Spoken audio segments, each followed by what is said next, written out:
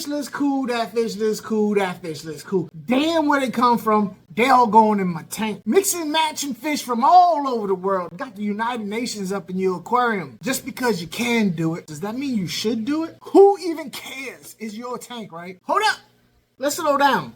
Let's think about this first. Why so serious? I did a live stream recently where somebody asked me a question. Now, people ask me questions all the time about, can I put this fish or that fish, or what fish should go with this fish, and da da da da da. This particular day was such an oddball mix. I literally accused the guy of lying to me. I was like, hey man, I feel like you're messing with me, you're trolling me. Which, by the way, I actually encourage people to troll me on my live streams because I like trolling them back. I love trolls.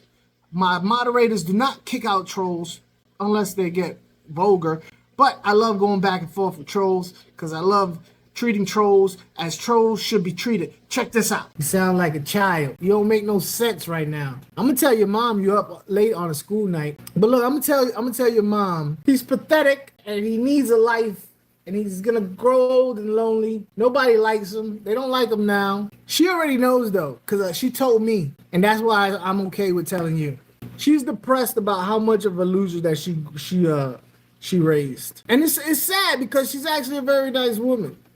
She deserves a better son than you. Try and do better for your mom's sake. She deserves to be able to be proud of you. And right now, she's not. So if you're watching this and you're a troll, please feel free to come to one of my live streams. Oddly enough, a lot of my subscribers were once trolls.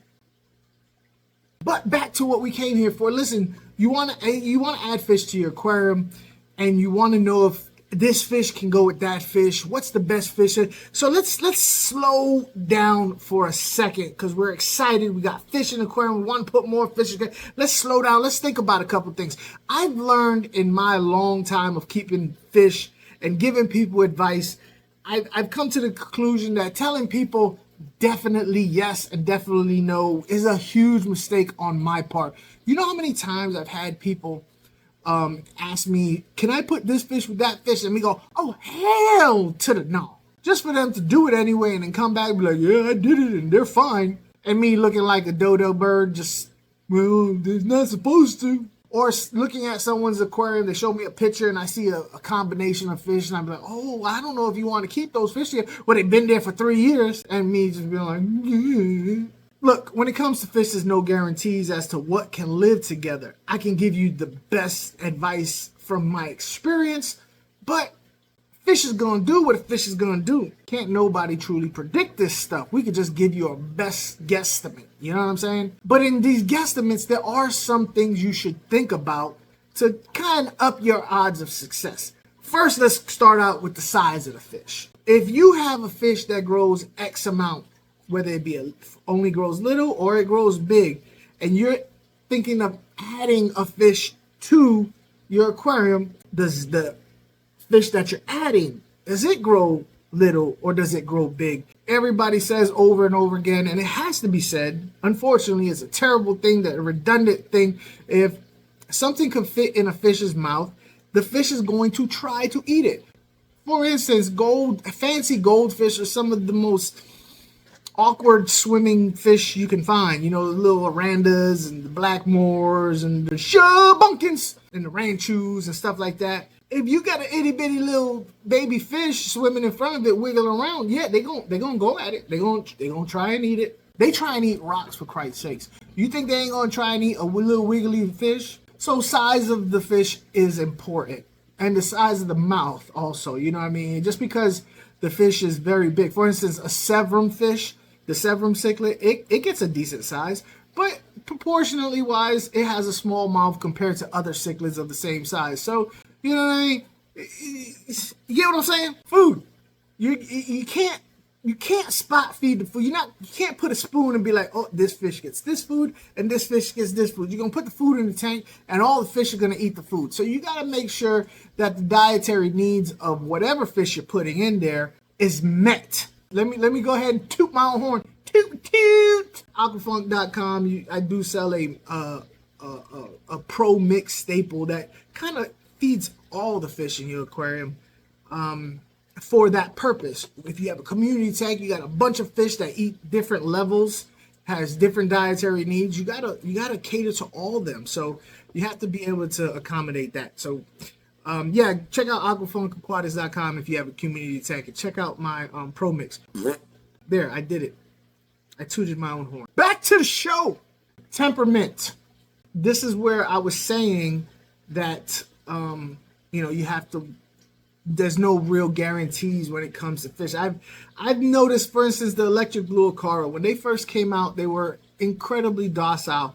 I would have said that electric blue acara is the least aggressive fish in the world. But over the last couple of years, I've heard more and more stories of electric blue acaras being murderers, being very aggressive towards other fish. There's different. I personally think that they're being interbred to the point where they're, screws loose. I've realized that normally when you have a fish that is a semi-aggressive fish, you could put them in with non-aggressive fish, because those semi-aggressive fish really only act semi-aggressive towards other semi-aggressive fish because it's a dominance thing, right?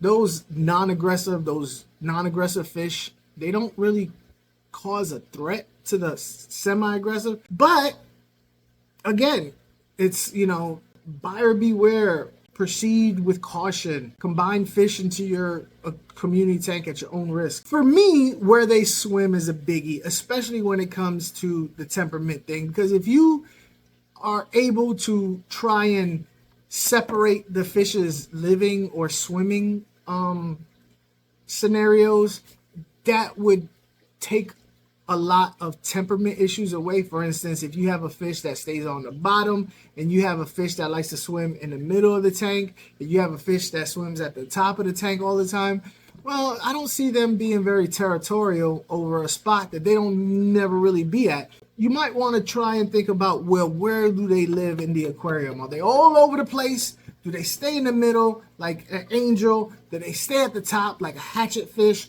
Do they stay at the bottom like a cory cat? These are things you have to think about. This might surprise you. This, what I'm about to say, I'm probably going to get a lot of pushback on it. Let me explain to you why I say what I'm about to say. During this live stream, when I was talking to this gentleman about whether or not, oh, by the way, the fish that he was trying to combine are membunas with the fancy goldfish, black moors and stuff. And I was like, nobody's ever asked me about trying to combine those two fish because it's so wild of a combination. I thought he was lying to me. Anywho, water parameters to include temperature. Audra Myers, awesome person, is a channel member. She's a channel member. You might want to think about doing it too. Just saying. Helps channel out. Helps me out. Grow. I can reach more people. I can do more stuff. And you get 15% off on aquafunkaquatics.com.